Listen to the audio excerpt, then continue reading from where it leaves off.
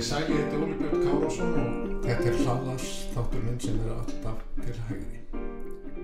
Og rauninni fyrsti hlaðvarpsþáttur frá því fyrir kosningar. Og það hægt að lesa margt út úr niðurstöðu kosningarna 25. september síðastliðinn, en það fer sjálfsagt töluvert eftir þeim gleraugum sem við lesum með. En sumt blasir við og þarf engin sérstök gleraugu.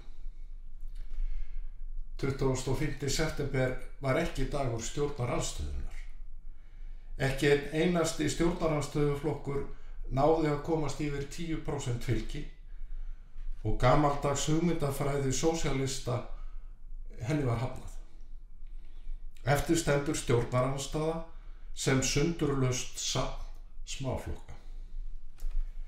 Samfylkingin í mólum og draumurinn að verða leiðandi afl í íslenskum stjórnmálum aðeins gömul minning, litlu yngri en draumurinn að flokkurinn yrði sameiningarafl vinstri manna á Íslandi. Úrslitin staðfesta að Samfylkingin smáflokkur, töluvert minni en Alþýðuflokkurinn heitinn var á sínum tíma.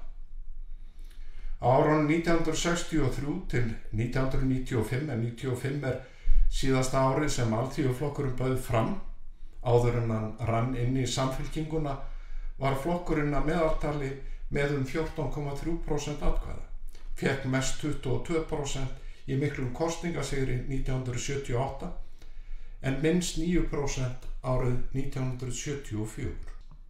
Í síðustu 5 alþingiskosningum hefur Samfylkingin aldrei náð meðalfylgi Alþýðuflokksins fyrir utan vorið 2009, nokkrum mánuðum eftir fall bankanna. Það sama ár fengu Vinstri grænir sína bestu kosningu eða 22%. Augljóst að Samfylkingin hefur ekki aðeins glatað stóran hluta fylgismanna gamla Alþýðuflokksins, heldur einnig þess hluta Alþýðubandalagsins sem skipaði sér undir fána Samfylkingarinnar í upphafi. Dómurinn yfir Samfylkingunni því óvenju harður, ekki síst þegar haft í huga að flokkurinn hefur verið í stjórnarandstöðu í 8 ár. Flest bendir til að eyðimerkurgangan haldi áfram í 4 ár að minnstakosti. Í umræðum á samfélagsmiðlum nokkurum dögum eftir kosningar var Össur Skarphéðinsson, fyrrverandi formaður Samfylkingarinnar, skýr. Hann sagði: stjórnarandstaðan skítapaði einfaldlega kosningabaráttunni. Samfylkingin var afvelta eftir vetur innanflokksátaka þar sem vænasta fólki var rutt úr sætum og gjörsamlega tilefnislaus varaformanslagur saksaði á limina hans Björnsmins. Og eftir 8 ár í stjórnarandstöðu ríða Píratar ekki heldur feitum hesti frá kosningum. Kannski ekki við öðru að búast þegar helstu baráttumálin ný stjórnarskrá, borgaralaun sem skulu fjármögnuð með lántökum og veðsetningu komandi kynslóða og stórkostleg útgjaldaloforð með skattahækkunum sem voru vitlaust reiknaðar og svo leiðréttar með því að hóta enn frekari hækkun skatta. Viðreisn líkt og Samfylkingin að festast í hópi smáflokka og þrátt fyrir að hafa bætt lítillega við sig fylgið töluvert frá því sem það var þegar flokkurinn bauð fyrst fram. Baráttumál flokksins lítið upp á pallborði hjá kjósendum, hvorki tengingu evru eða aðild að Evrópusambandinu.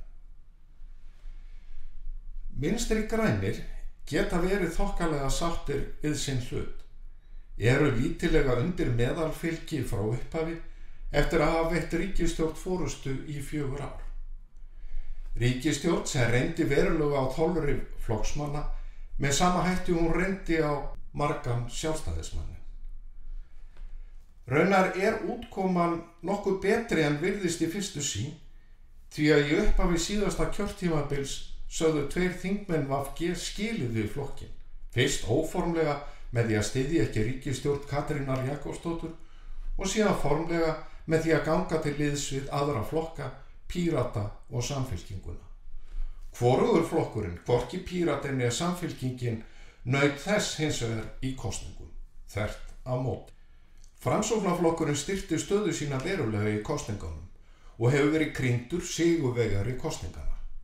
En fyrir 4 árum fékk flokkurinn sína verstu útreið í yfir 100 ára sögu eða 10,7% atkvæða. Þá var glímt við fyrrverandi formann flokksins undir merkjum Miðflokksins sem nú horfði hins vegar upp á hreint hrun. Eftir 4 ári stjórnarandstöðu missti Miðflokkurinn helming atkvæða sinna. Og á margan hátt rak Framsóknarflokkurinn forvitnilega og góða kosningabaráttu sem skilaði árangri. Þar var engin hugmyndafræði, pólitísk stefnumál voru í aukahlutverki, en fremur höfða til fólks sem hefur ekkert á móti Framsókn án þess að hafa fyrir því mikla sannfæringu. Með sama hætti var kosningabarátta Flokks fólksins árangursrík og oft á tíðum snjöll. Óháð því hvaða flokkar standa að baki nýrri ríkisstjórn er augljóst að þeir komast illa hjá því að horfa til þess árangurs sem Inga Sæland og samstarfsfólk hennar náðu. Og að Sjálfstæðisflokknum. Því ekki að neita að sá hér tala gerði sér vonir að Sjálfstæðisflokknum tækist að styrkja stöðu sína í kosningunum. Það kann að vera að slíkar vonir hafi verið óraunsæjar eftir 8 ár í ríkisstjórn. Sjálfstæðisflokkurinn er hins vegar leiðandi afl í stjórnmálum hér eftir sem hingað til og án hans verður aðeins fjölflokka glundroðastjórn mynduð. Með hliðsjón af úrslitum kosningana væri fráleitt annað en að forystumenn stjórnarflokkana létu reyna á það hvort ekki séu forsendur til að halda samstarfinu áfram. Og það hafa raunar gert síðustu vikurnar. En verkefnið er langt í frá einfalt. Þrátt fyrir allt er hugmyndafræðilegur ágreiningur verulegur. Allt frá skipulagi heilbrigðiskerfisins til orkunýtingar og orkuöflunar, frá sköttum til ríkisrekstrar, frá þjóðgörðum til skipulagsmála, frá refsingum og þvingunum í loftslagsmálum til jákvæðra hvata og nýtingar tækifæra í orkuskiptum. Forystumenn stjórnarflokkana þurfa að leiða ágreining í þessum málum og fleirum í jörð ef ákveðið verður að endurnýja samstarfið. Niðurstöðu kosningana verða hins vegar illa túlkaðar með öðrum hætti en þeim að til þess hafi formenn stjórnarflokkana skýrt umboð meirihluta kjósenda. En hvorki Sjálfstæðisflokkurinn né Framsóknarflokkurinn geta horft framhjá þeirri staðreynd að sameiginlega eiga þeir kost á að mynda 3 flokkastjórn með fleirum en Vinstri grænum, annaðhvort með Flokki fólksins eða Viðreisn og raunar einnig með Miðflokki, en slík stjórn yrði með minnsta mögulega meirihluta. Og sé litið til málefna er það auðvitað einfaldara fyrir Sjálfstæðisflokkin og raunar Framsóknarflokkin líka að mynda ríkisstjórn með Viðreisn eða Miðflokki en að halda góðu samstarfi við Vinstri græna áfram.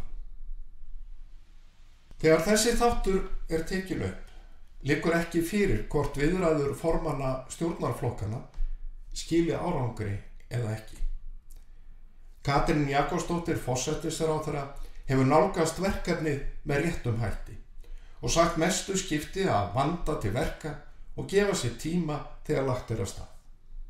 Sem sagt, það liggur ekki lífið á. Fáum getur dulist að í mörgum málum er langt á milli stjórnarflokkana. Brúarsmíðin verður flókin og krefst útsjónarsemi og lagni smiðsins. Sá trúnaður og traust sem ríkt hefur á milli forystumanna stjórnarflokkana hjálpar hins vegar mikið til. Í aðdraganda kosninga var ég eins skýr og mér var unnt sem frambjóðandi Sjálfstæðisflokksins. Undir lok júní hélt ég því fram að ein forsenda þess að Sjálfstæðisflokkurinn tæki þátt í ríkisstjórn væri að málefnasamningur og verkefni nýrrar ríkisstjórnar endurspegli skilning á samhengi skatta, ríkisútgjalda, hagvaxtar og velsældar. að samkeppnishæfni þjóðar ráðist ekki síst af öflugum innviðum, hófsemd í opinberum álögum, greiðu aðgengi að erlendum mörkuðum, skilvirkni í stjórnkerfi og hagkvæmum ríkisrekstri. Ég tók einnig fram hið augljósa og það að gefnu tilefni. Sjálfstæðisflokkurinn getur ekki tekið þátt í ríkisstjórn sem heldur áfram að ríkisvæða heilbrigðiskerfið, kemur í veg fyrir samþættingu og samvinnu sjálfstætt starfandi þjónustuaðila og hins opinbera, tekur hagsmuni kerfisins fram yfir hagsmuni hinna sjúkra tryggðu, það er að segja okkar allra, og undirbýr þannig jarðveg fyrir tvöfalt heilbrigðiskerfi sem eitur í beinum hvers Íslendings. Sé það einlægur ásetningur stjórnarflokkana að ná árangri í loftslagsmálum og leggja grunn að orkuskiptum, verður að marka skýra stefnu orkunýtingu og orkuöflun, tryggja skynsamlega, arðbæra og sjálfbæra nýtingu orkuauðlinda. Í stjórnarsáttmála verður að koma fram staðfastur vilji ríkisstjórnar að Ísland nýti þau stórkostlegu tækifæri sem geta verið í orkumálum. Ríkisstjórn sem ætlar að tjalda lengur en til einnar nætur verður að hafa skýra sýn á ríkisfjármálin og leggja fram trúverðuga stefnu í því hvernig samkeppnishæfni íslenska atvinnulífs verður best tryggð á komandi árum. Þar skiptir regluverki miklu og sú staðreynd að skattbyrði á Íslandi sem hlutfall af vergri landsframleiðslu eins sú þyngsta í Evrópu að teknu tilliti til lífeyris og almannatrygginga. Sú stefna ræður mestu hvort hægt verður að tryggja enn betri lífskjör hér á landi á komandi árum. Þegar ekki djúpstæður ágreiningur málefni milli flokka sem ætla að mynda samstæðustjórn yfirleitt ekki ástæða til mikilla málalenginga í stefnuyfirlýsingu. Annað gildir samstarf þriggja ólíkra flokka. Áður en lagt af stað í nýtt 4 ára ferðalag nauðsynlegt að útkljá flest ágreiningsmálin því margt mun verða á vegi okkar sem við nú eigum á engu von og mundi þó ærinn vandi við það að ráða sem við þykjum sjá að í vændum. Svo vitna sé til orða Ólafs Thors þegar hann kynnti málefnasamning nýsköpunarstjórnarinnar, samsteypustjórn Sjálfstæðisflokks, Alþýðuflokks og Sósíalistaflokks sem var fjarskyldur ættingi eða forfaðir Vinstri grænna.